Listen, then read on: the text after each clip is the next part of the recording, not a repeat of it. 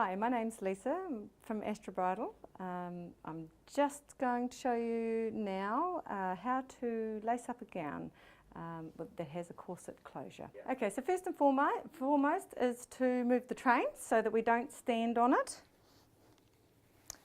Lift it up out of the way, stand directly behind the bride.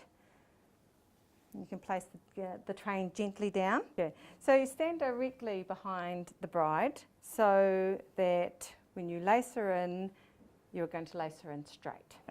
So we have the lacing even lengths on either side. You start each loop down from the right hand side. Under with your right strap, over with your left.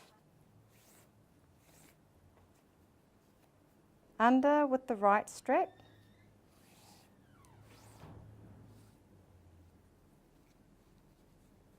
then over with the left. Initial lacing and then a tightening of the lacing about 15 minutes later, after the bride has had a chance to move around in the gown, because the gown settles. At the moment I'm just getting the lacing in, not firm but just secure and sitting flat, because once I have all of the lacing in, and I don't pull it tight at this time so that we can adjust the positioning of the gown once we have all the loops laced up. It's really important to be consistent with the way the lacing lies. So in this instance I'm always doing from the right hand side first, and then the left hand side goes over the top. It's quite a good thing to continually ask the bride to jostle her knees so that she's not standing still with her knees locked for any given length of time. This will allow her to keep the blood flow going nicely and not get faint or dizzy while she's standing there for the 5 or 10 minutes that it takes to lace up.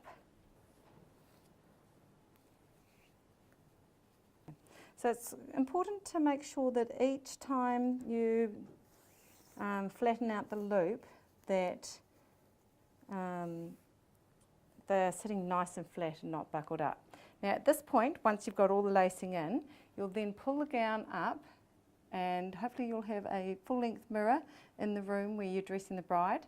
You will pick the gown up so that the boning where it darts when it pushes in under the bust line is set in position. And then you'll ask your bride to just hold in underneath at that point so that you can stabilise the gown, and then go through and just tighten the lacing so that it sits nice and firm. You don't have to worry about being too tight at this point, because you are going to go through in about 15 minutes to tighten up the lacing again.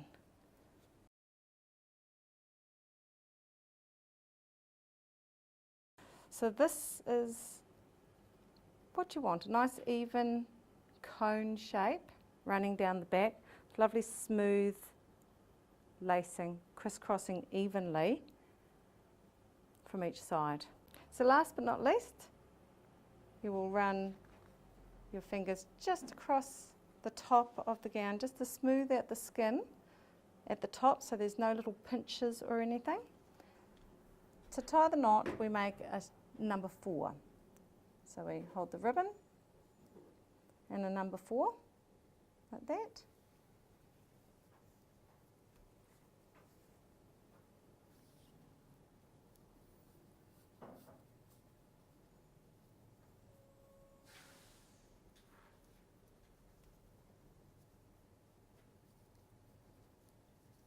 And so that flattens out and it's not going to go anywhere. Then you just tuck the rest of that down the back of the gown and get it underneath all of your layers. Find that lacing and just pull it through nice and tight, just so it sits nice and flat at the bottom. Underneath here, then you can just simply tie away the excess lace into a wee loop so that it doesn't get in the way and doesn't hang down.